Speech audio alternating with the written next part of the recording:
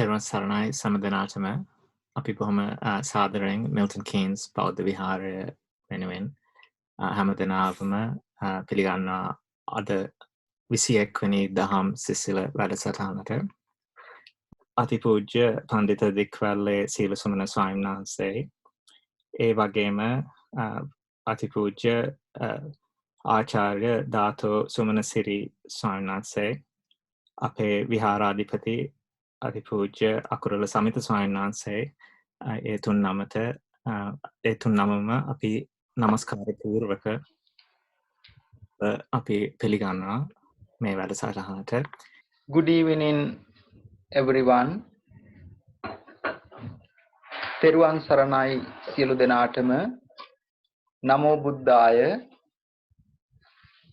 All are warmly welcome to our 21st Daham Sisila program. As it has been progressing day by day with wonderful Dhamma teachings to enrich our understanding, to make our life beautiful and also extremely beneficial. We have two aspirations: to make this life very happy and peaceful, and also to gain some merits to make our journey fulfilled or successful. This program has been fulfilling those purposes and aspirations. We are very grateful and happy about it. So today we are so lucky that Milton Keynes Buddhist Vihara has been successful once again to offer you the 21st Daham Sisila program. I would like to welcome our Venerable monks. It's a very rare presence of very erudite, eminent, very senior 3 Buddhist monks at our Vihara. The first, our most Venerable Dickwelle Seelasumana Hamdro, he is the one who started this program during very difficult time. It's a time in need of spiritual blessings, especially this coronavirus time. We all had the lockdown and we started this, and it has been really benefited from his contributions, and today he is giving another very important Dhamma discussion, Dhamma title. I welcome our Venerable Hamdro very much, and also very grateful to his contributions. He is going back to Sri Lanka in few days time at the end of this month. We are hosting a special program. We would like to share our gratitude with him. So if you can join, we are very grateful for his farewell felicitation ceremony comes on next Sunday. The second very eminent Buddhist monk, Reverend Dr. Sir Sumanasiri Hamdro, is also joining. He is also celebrating very special day today, his 56th monkhood anniversary. He has been a monk today 56 years. So we would like to share our blessings. Being in the 56 years of this journey as a Buddhist monk, and being into 65 countries in 56 years, sharing the teachings of the Dhamma. Today, he is also joining, and he will start by administering the 5 precepts to everyone. After that, our Hamudro, Dickwelle Seelasumana Hamudro, will start the Sinhala Dhamma program. After that, I will start the English Dhamma program.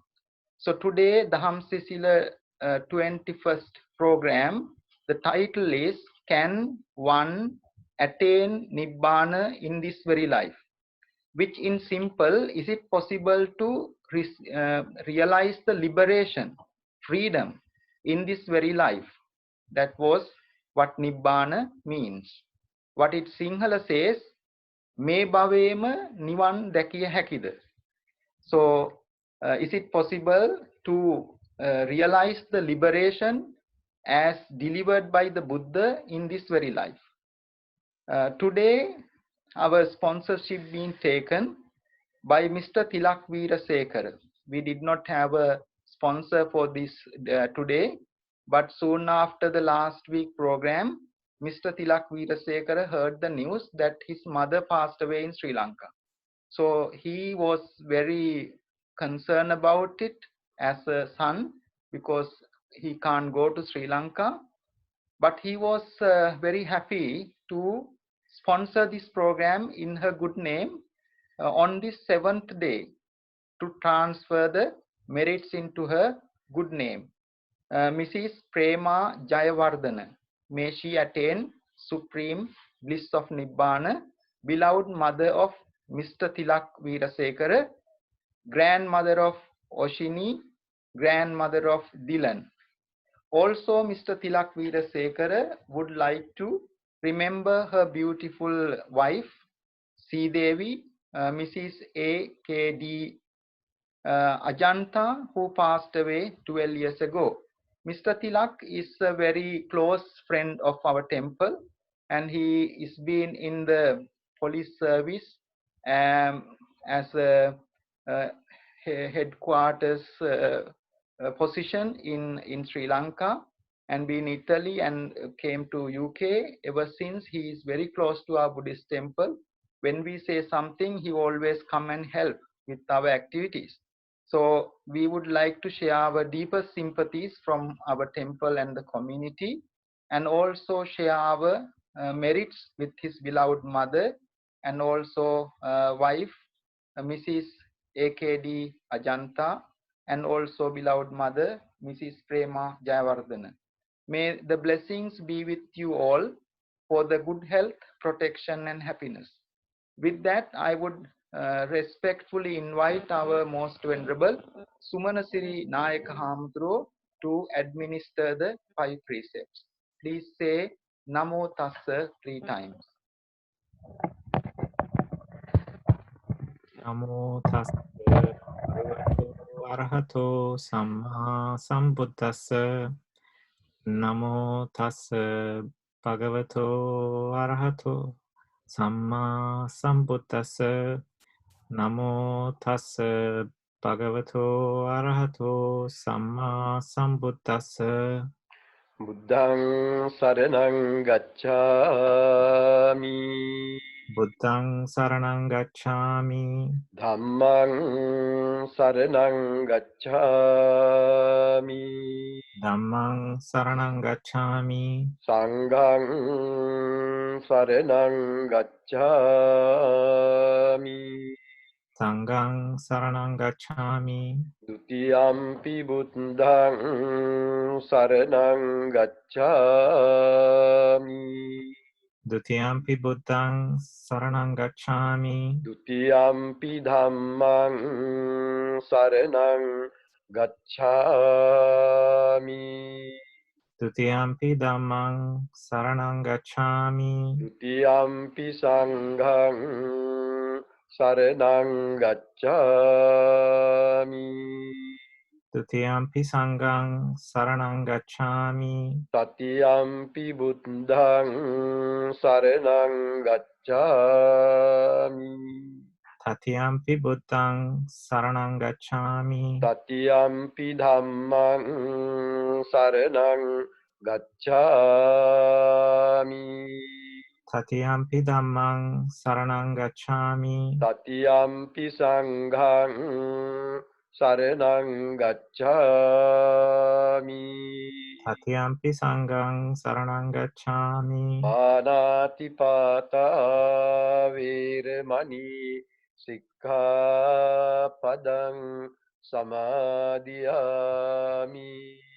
Pānātipātā vēramani sikkhapadang samadhiyāmi. Adinādāna vīramani sikkhapadang samadhiyāmi.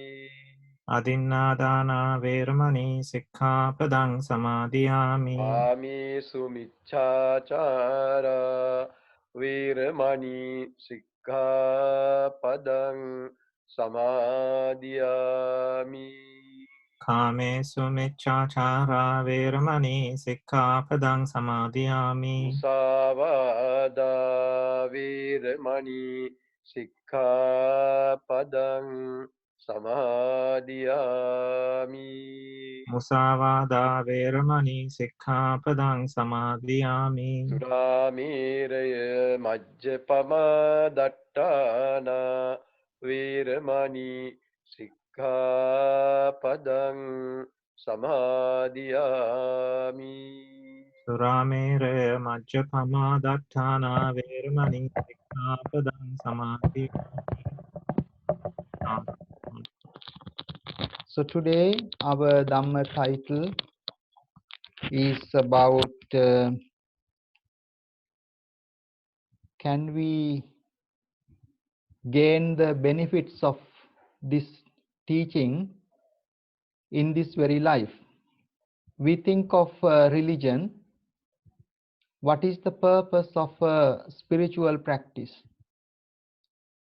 Spirituality comes into our understanding that we all have a quest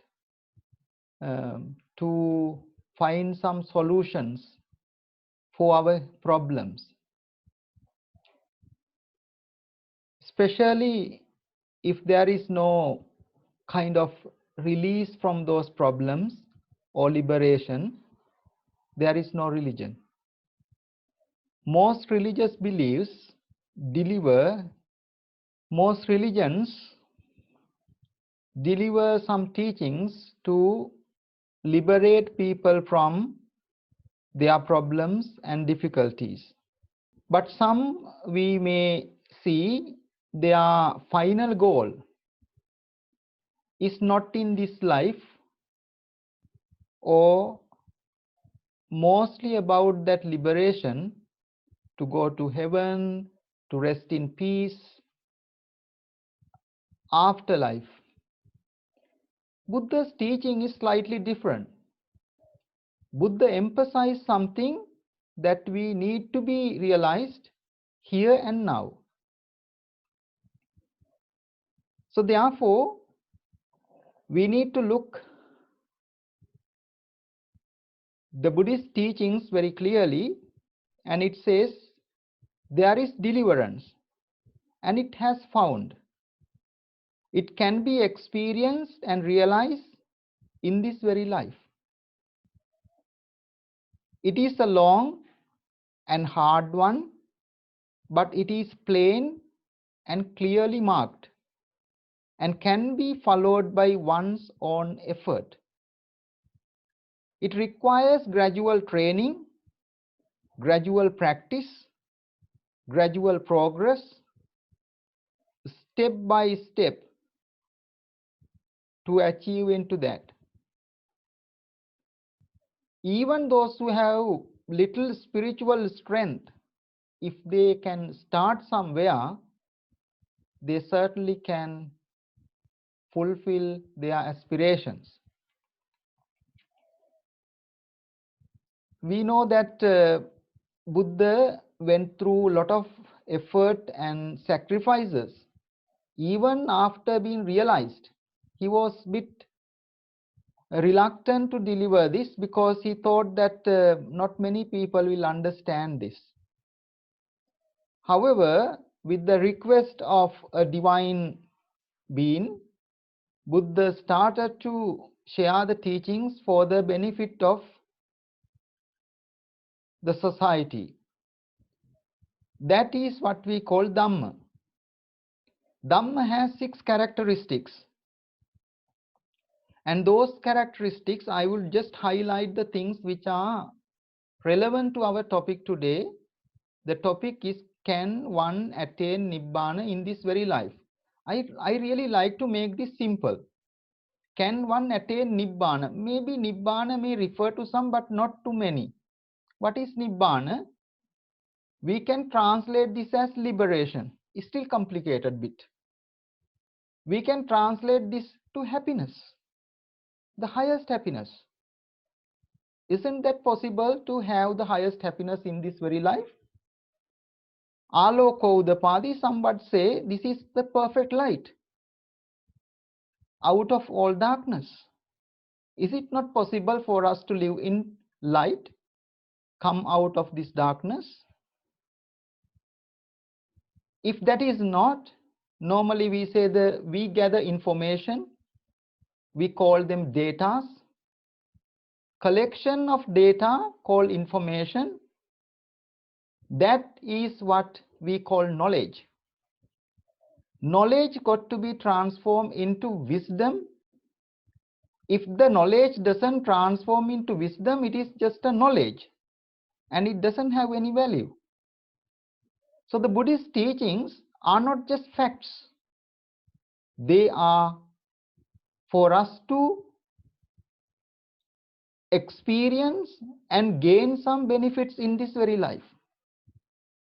So every word what Buddha mentioned has an assurance that we can practically and empirically make a realistic benefit in this very life.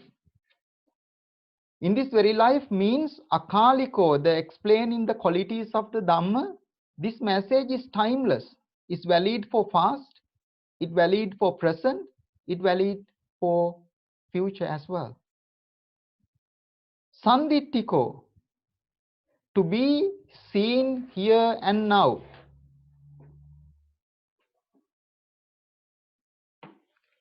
The teachings of the Buddha, whether we are talking about Nibbana, of course, it is Sandittika, that means that need to be seen here and now.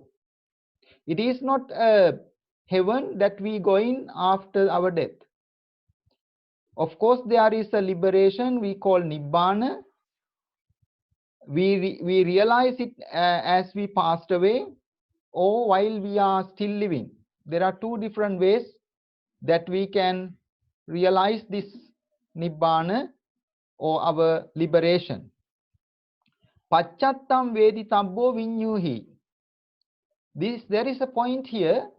We need some at least rationality, some sort of inquiry, inquisitive nature, yoniso manasikara, wise reflection to understand these teachings. We need to take these words very seriously. So that is from the qualities of the Dhamma that itself doesn't get contradict, that it says, of course, we can realize this in this very life, and it is not just a facts or information, it is sandittika, that we can realize every word in this very life. Moving from that point to another reference called Satipatthana Sutta, the Discourse on Mindfulness.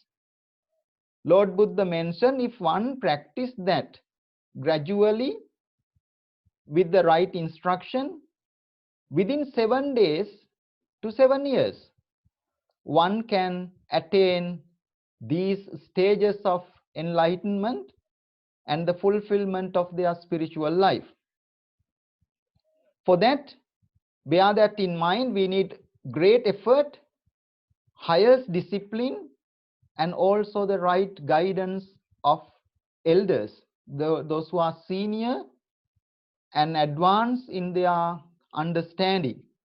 Sometimes that person who is inspired, also very new to the teaching, may sometimes have different ideas and inspirations, but it could be sometimes deceitful things that mind itself can create. So the Buddha's teaching called middle path is the central teaching to follow this path, and it has cause and effect theory and also Four Noble Truth, Noble Eightfold Path. To follow that path, to overcome these difficulties and hurdles and attain this bliss of Nibbana or liberation. It is very much like a house on fire. When the house is on fire, whatever salvage is only be saved. In this very life, we are in constant fires of lust, hatred, and ignorance. Once we eliminate those fires, or if we can salvage something from this, that is what we going to be achieving in this very life. For this, Buddha mentioned very central meaning, central teachings called Four Noble Truths. I'm just going to reflect a little bit differently about these Four Noble Truths. Lord Buddha's teachings only teach, or as it is in the past, even in the present, what the Buddha teach is suffering and the cessation of suffering. So these two aspects. One aspect is suffering, the other aspect is cessation of suffering. Cessation of suffering is the liberation, happiness, or light, what we call Nibbana. There is another two simple words for this. One word called suffering is equal to samsara. Cessation of suffering is equal to Nibbana, free from suffering. So we need to understand samsara, the birth and death cycle we call bhava, and the nirvana or nibbana is out of this samsara, which is free from birth and death cycle. This is somewhat the same. We can say the two sides of the same coin. Without samsara, we can't realize the nirvana. Without birth and death cycle or suffering, we can't ever gain the liberation or happiness or nibbana. So what are these Four Noble Truths? First noble truth is called noble truth of suffering. Second is the noble truth of origin of suffering. Third is the noble truth of cessation of suffering. The fourth is the noble truth of the path leading to the cessation of suffering. That's the technical translation. But this one, two out of these four, first two is for suffering, last two is for nirvana or nibbana, liberation, happiness, freedom. Noble truth of suffering and noble truth of the cause of suffering, both about suffering, which is bhava or samsara, the opposite of the nirvana. The other side is called liberation or nibbana, is the cessation, which is none other than the highest happiness. It is possible to achieve that highest happiness in this very life. And what is the way to that happiness is the middle path or the noble eightfold path. What makes this difficult is what Buddha said, our attachments, our craving for external existence, sensual pleasures, and that if one can eliminate that, fourth noble truth is complete and total elimination of this craving and its dissolution, we called free from attachment. So that path we call the noble eightfold path: right understanding, right thoughts, right speech, right action, right livelihood, right effort, right mindfulness, and right concentration. These need to be practiced in three trainings, three different ways. We call wisdom training, panya, morality training, Sila, concentration training, Samadhi. For the Panya training, the wisdom training, we have right understanding and right thoughtfulness. For the morality training, we have right speech, right action, right livelihood. For the Samadhi or concentration training, right effort, right mindfulness, and right concentration. Right effort is a very important thing. We call atapi. Atapi means very ardent effort. This effort again is like in a guitar. If you tight too much the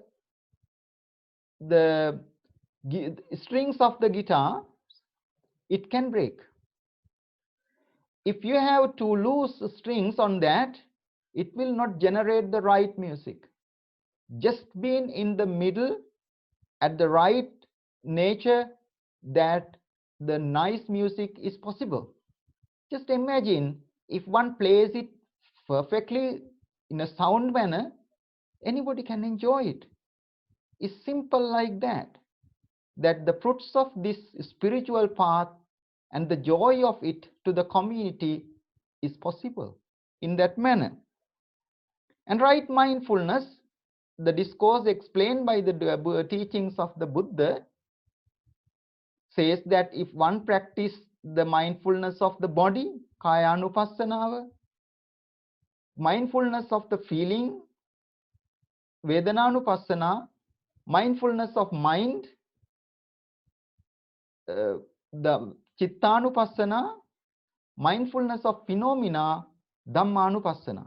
Here it explains mindfulness of the body first, not the mind first. Without our body, nothing is possible.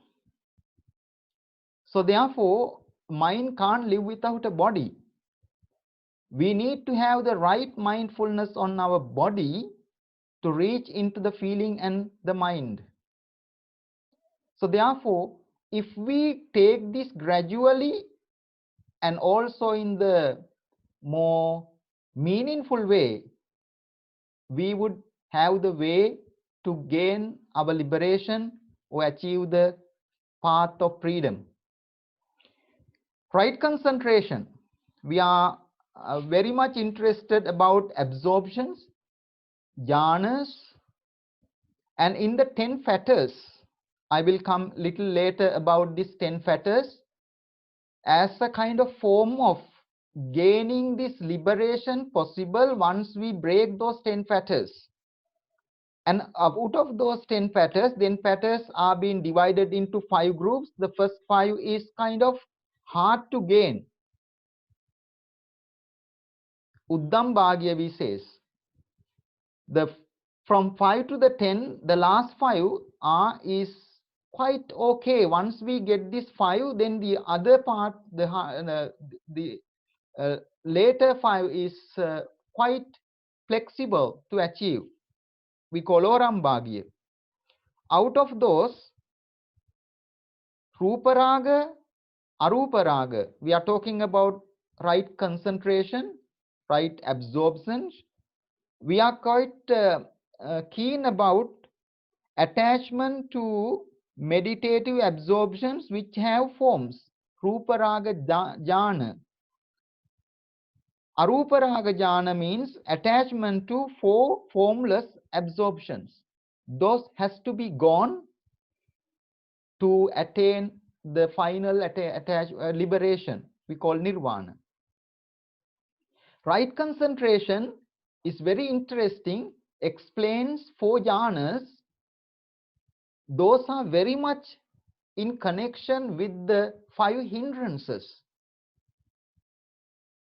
This gives a very important teachings to eliminate the hurdles, not to fall us into a vacuum, that we might feel like we are gaining the spiritual culmination, but may stuck in a very sublime nature of deep absorptions, may not be the right liberation that delivered by the Buddha. In the right concentration, those 4 absorptions, in the first jhana, first absorptions, we eliminate the 5 hindrances. Of course, it has been explained different colors and all these things and psychic powers and things like that. But the magic is to eliminate the 5 hindrances from our mind. I think we as Buddhist practitioners need to take this seriously to understand what are 5 hindrances and how we can make our mind free from it. The next one, the second jhana, second absorption, to that mind, the preeti, the happiness started to generate, overwhelming happiness. And the fourth jhana is being neutralized that happiness into serenity. And the last one is none other than this equilibrium nature, equanimous nature, neutral nature comes into the fourth jhana. And that jhanas, that 4 jhanas, help us to break this kamaraga, ruparaga, patiga, which is very supportive to gain the liberation that we like to realize in this very life. In that path of gaining, we discuss about 4 stages that one can pass on to this final goal of liberation. We call Sotapanna, stream enterer. This happens again when one passes very successfully those 10 fetters. The first fetter is Sakkaya Ditti, which means wrong identity view. If they take seriously into me, myself, mine, and getting this misperception of the conditionality, that person couldn't see the reality clearly. Vichikiccha, can we attain the liberation means a bit of a doubt. Buddha clearly said that we can question, we can doubt, but to a certain extent, we need some confidence, saddha, faith about the Buddha, about the Dhamma, about the Sangha, about this life, even about the life after Punarbhava, and the results of actions and consequences, Paticca Samuppada. If we are doubting on these things, it is, we call Vichikiccha, which is a kind of an obstruction to the liberation. So once you go in the practice in gradual development, it becomes naturally clear that your doubt is being eliminated, because it becomes very transparent that you can experience yourself the clarity of these teachings. Because we can explain to someone about the color of red in the laboratory of your blood, but the person needs to see and experience empirically that color of red physically to get different perspective. Otherwise, just learning from the scriptures or literature doesn't make it complete. So therefore, when one gradually with the right direction goes in the practice, the doubt, vichikiccha, can be eliminated. Then the third one called Silabbata Paramasa, which means wrong, rites and rituals. Those need to be eliminated. Those 3, once someone eliminate those 3, the person achieve the stream enterer, Sotapanna. And then out of those 10, the fourth and the fifth is called Patiga and Kamaraga. Patiga means ill will, Kamaraga means sensual pleasures. Those subdued, being neutralized through the practice, the person then shift oneself from stream enterer to once returner, stage 2 of the path of liberation. Then that too, Patiga and Kamaraga, ill will and sensual pleasures are completely eliminated.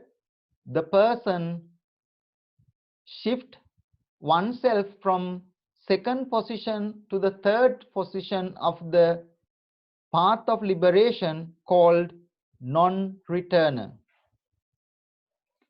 The person ardently then practice and eliminate the attachment to meditative absorptions which have forms, that means rupa raga. Also meditative attachments to formless jhanas or absorptions we call arupa raga. Also conceit. Sometimes in this level of practice, somebody might have a very strong conceit, that measuring oneself with others and try to promote oneself with little bit egoistic nature. That got to be eliminated, and then even to liberate from ideologies, views that are being strongly accepted by oneself, ditti. And finally, the avidya, the ignorance. Ignorance is none other than the full realization.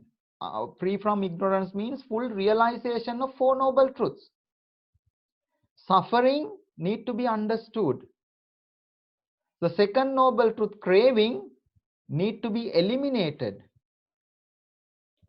The third Noble Truth, cessation of suffering, which is nirvana, need to be realized.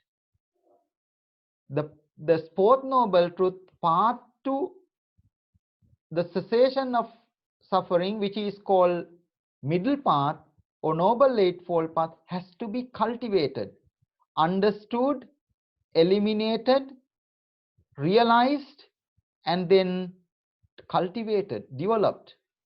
Those are the very important techniques that makes the person free from avidya or ignorance. Ignorance can explain even in simple. I will go a little bit detail afterwards about understanding this nature of impermanent. I am subject to aging. Some people are not really happy about their nature, and I am subject to death. The things that are belongs to me could be otherwise. I would separate from my loved ones. I will come into the association of difficult, unpleasant situations. Realizing all these things, there is an results of actions and consequences. Realizing those things with confidence, with saddha, is important thing for us to understand. Once these 5 things are being eliminated, that person is called Arahant, or the one who come to the final goal of spiritual developments, we call liberation. For that, Buddhism has 3 ways. One is called Pariyapti. We have very clearly mentioned teachings. We have the books that are being clearly said. The middle, the beginning, the end. All 3 aspects perfectly been mentioned. And that is not a blind, hidden agenda. So that's called Pariyatti. Pariyatti is transparent, but it's not enough. Pratipatti. We can explain to anyone the taste of a mango, but unless the person eat mango, would not realize the taste of it. Pratipatti means that the person need to enjoy it, practice it, need to eat the mango. And then prativeda, the one who ate knows the nature of it. Sometimes, the spoon can be in the curry pot, maybe 100 years, would not understand the taste of the curry. But once the curry is being touched with our tongue, we instantly realize the taste. That means the person who is wise, open-minded, would only make from pratipatti to prativeda realizations. From practice to realization. Realization is different. Otherwise, those who are like spoons in the curry, they would know a lot. They would understand it. They would explain it, but they would not realize it. So that is one part of my reflection, which is possible in this very life. They know that in Buddhist logic is not what I am talking about today, has 4 syllables. In Western logic has only 2, yes or no. But we have yes or no, neither yes, no. So 4 syllables. Is it possible to realize the noble truth in this very life? Yes, but no to some. That is being explained, called Avaranata Sutta in the Anguttara Nikaya. It explains it is not possible to realize in this very life for 5 or 6 reasons in that Avaranata Sutta. Avaranata means obstacles, obstructions. So there could be some obstructions to realize that in this very life.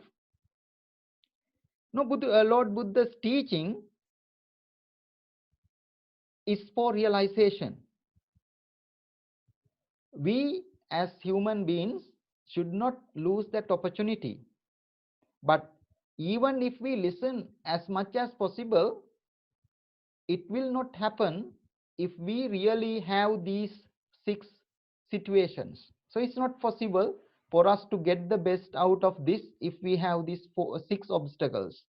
It's like pouring the water to a vessel upside down. As previously mentioned, there are 4 types of people: Uggatitanya, Vipatitanya, Nyaya, Padaparama.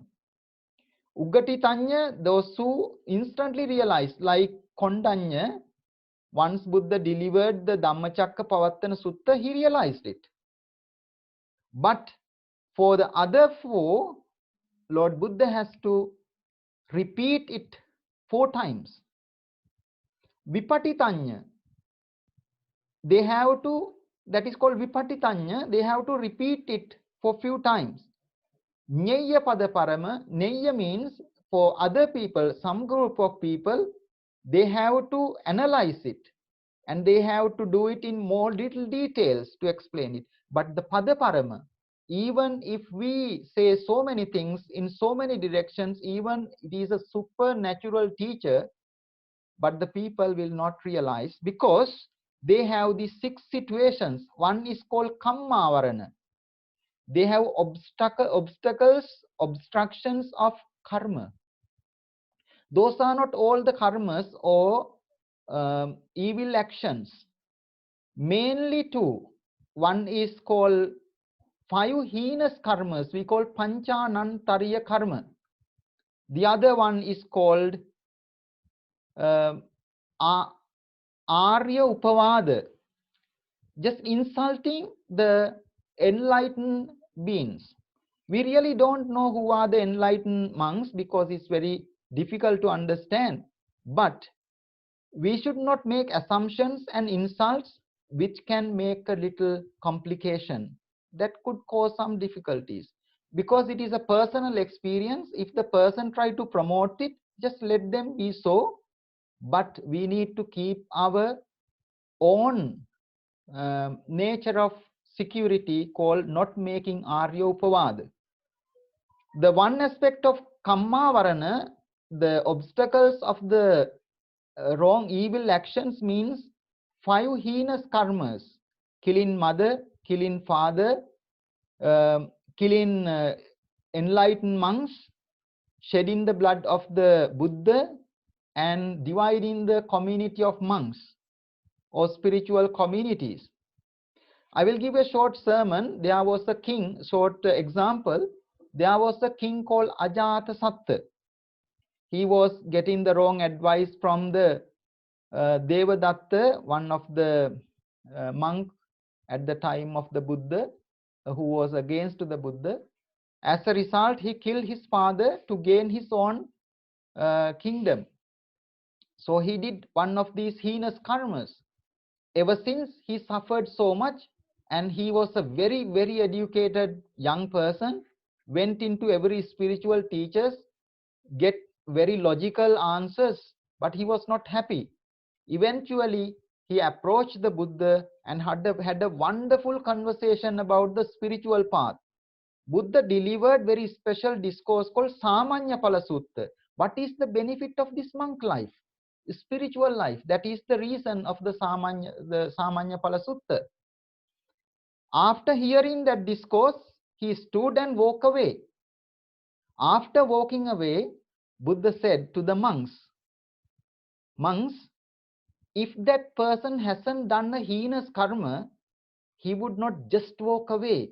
He would have walked away with the full realization. But it was obstructed, covered, because he has done a heinous karma." And that is called kamma varana. The person who has done one of the heinous karmas will never have the chance to realize that in this very life. And the second one is kilesa varana. Kilesa varana means defiles are being, I will say an example very shortly. There was an attendant to the Buddha before our Ananda Hamudro, and he was thinking, Buddha has already done his things. He is happy. I have been, doing things and taking care of him very well. Now I have to think of myself.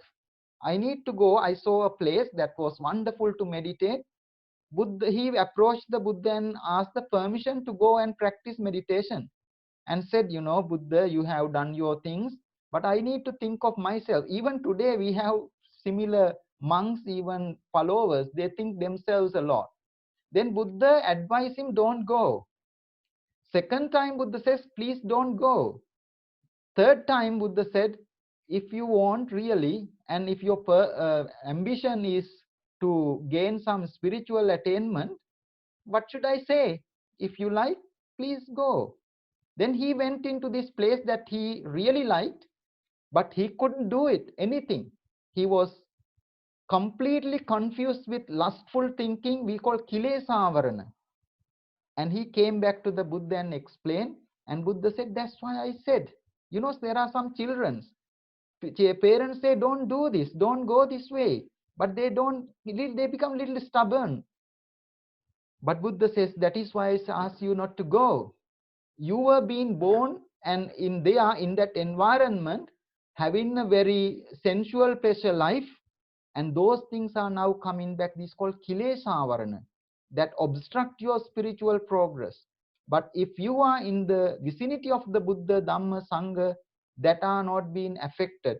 So the person who is being raining, we call rains, if the roof is being damaged, the things in the inside of the house can be damaged. Then next one is vipaka varana. Vipaka varana means if there is consequences of the previous bad karmas, the person is not possible to attain the realization. The next one is saddha varana. If the person doesn't have the right faith, we call saddha. Saddha is the biggest practice. That person is not possible to gain the realization in this very life. The fifth one is the person who is not having the interest of doing kusala karma, not having the willingness to do meritorious deeds, not having any interest of doing kusala, ping, he will not achieve the realization in this very life. The final thing is the person who do not have the right discerning mind, wisdom, panya varana, is not possible to attain the full realization of Nibbana. I think I have taken about half an hour to explain. Yes, it is possible. It is not just information, the teachings of the Buddha.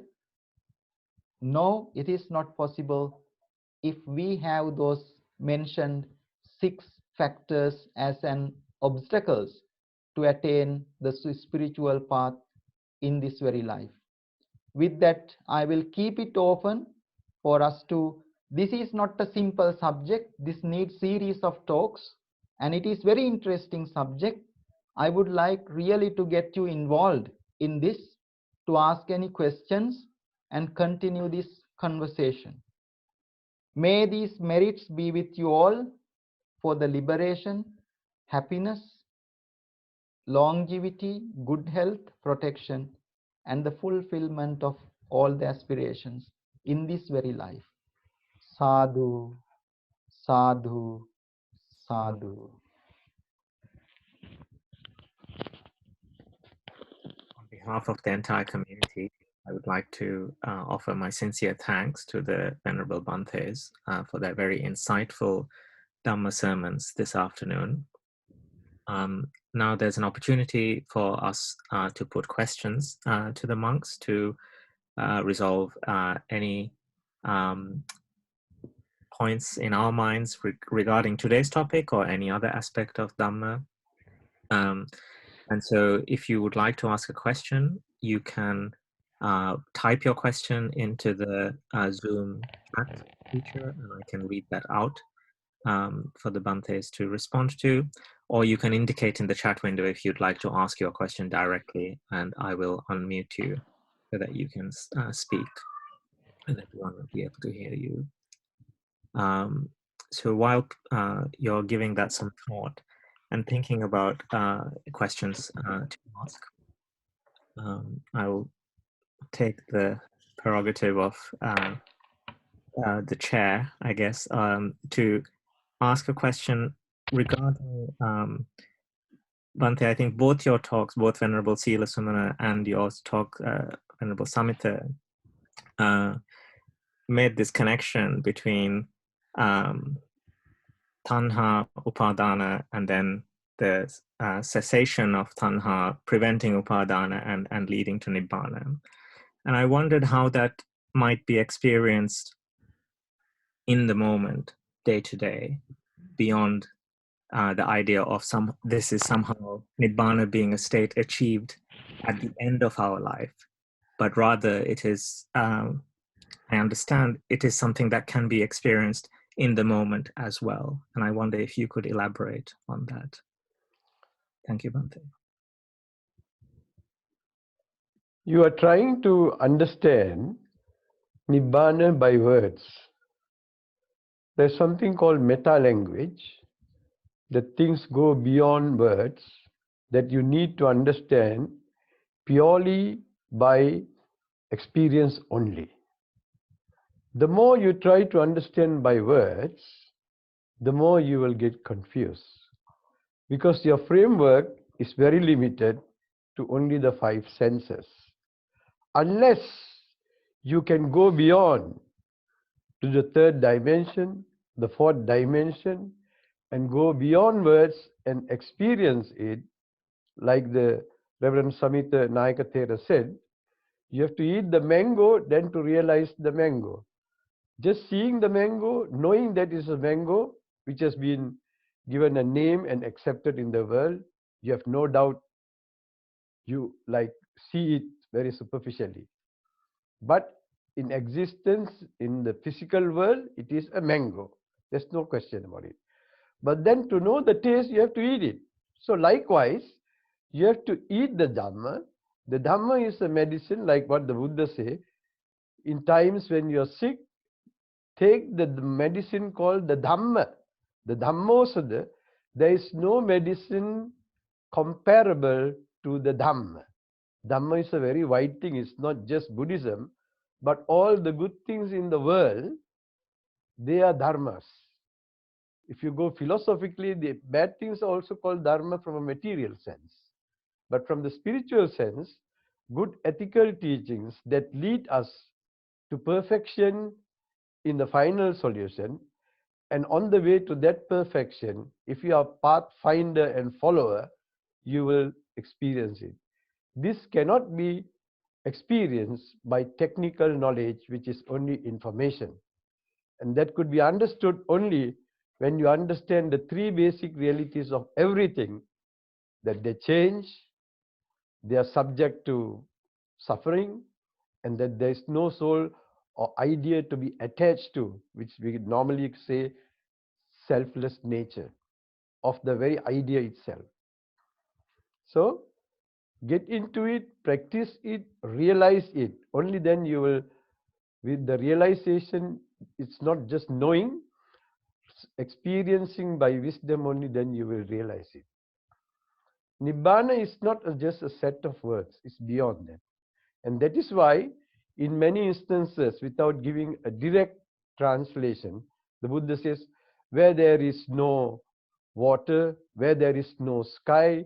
It goes on in a very long discourse in the Upadana Pali, how to he describes from a negative point of view, not this, not that, because it is beyond normal human experience. That's the answer. Thank you, Bhante. So we have a number of messages of appreciation in the form of sadhu emojis, but no questions at the moment. So I think that suggests that we can conclude this evening's Daham Sisila session. And so I would invite the Venerable Bhantes to close this evening's session. Thank you very much, Arosha Mahatya, for initiating the discussion. We are very grateful to our two very eminent, very educated senior Buddhist monks for supporting this Dhamma program. Sadhamma Savana, listening to the teachings of the Buddha. Also, Sadhamma Deshana, delivering the teachings of the Buddha. Have the appearance or the seen the Buddhist monks being in the environment, supporting to the programs Dhamma Dana are highest merits. Without gaining merits, kusal karan nathuwa, pin karan nathuwa, without gaining any merits, we would not successful in our life. So therefore, be happy for having this opportunity to gain very important, really good merits. We have Attamaha Kusal and the opposite of Panchanantarya Karma, the 8 great meritorious deeds and the 5 heinous karmas. So these 8 great meritorious deeds can eliminate a lot of minor problems, except 5 heinous karmas. 5 heinous karmas stops us gaining the spiritual paths. So therefore, may these merits eventually leads us into these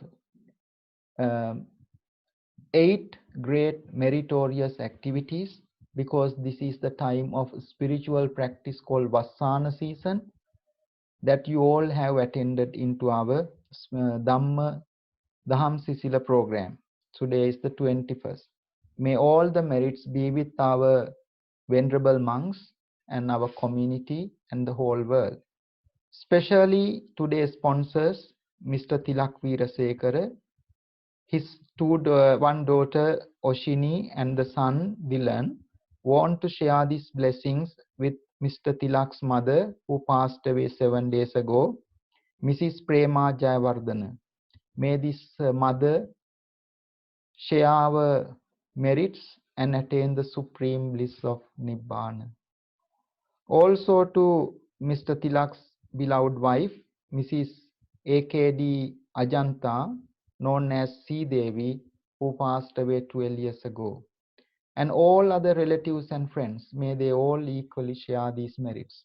Let us take our palms together and share the merits with departed together.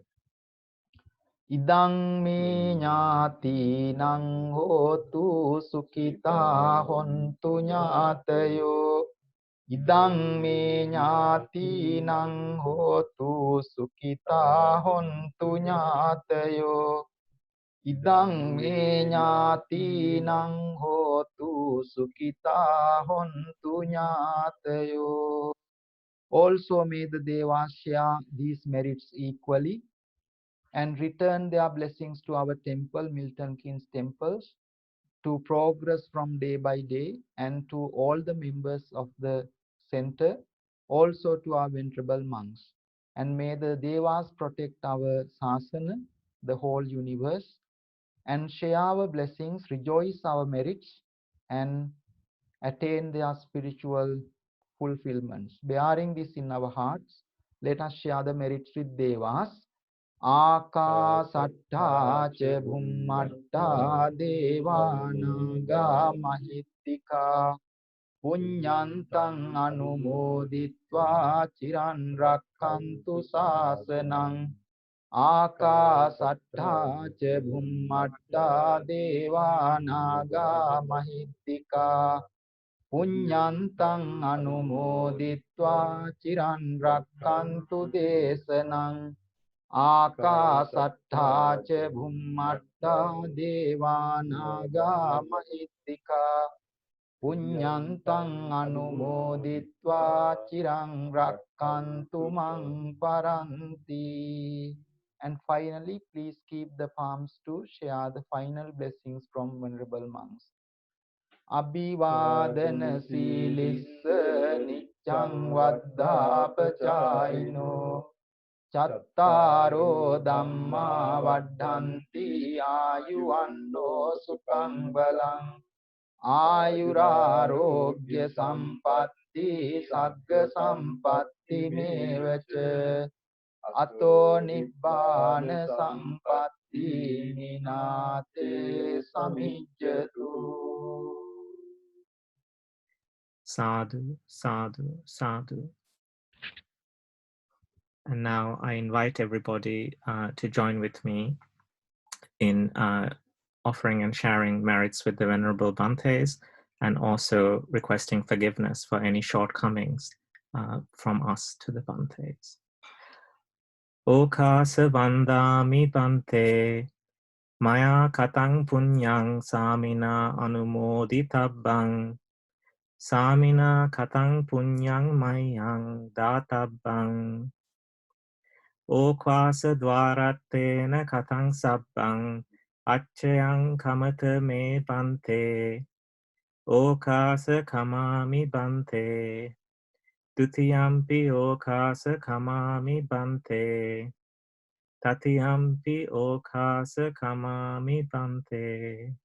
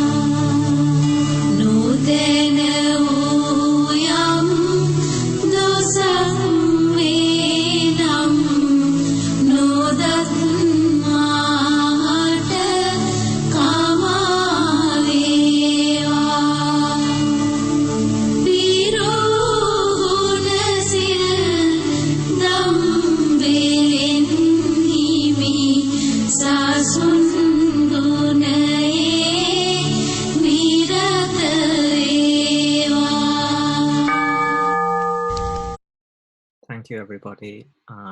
Just a final reminder that next week's Daham Sisila will be a felicitation event to say thank you to Most Venerable Dickwelle Seelasumana for all the wonderful work he has done to support us as a community and to teach us the Dhamma over the past 6 months. With that, I will bid you good evening. Thero Saranai.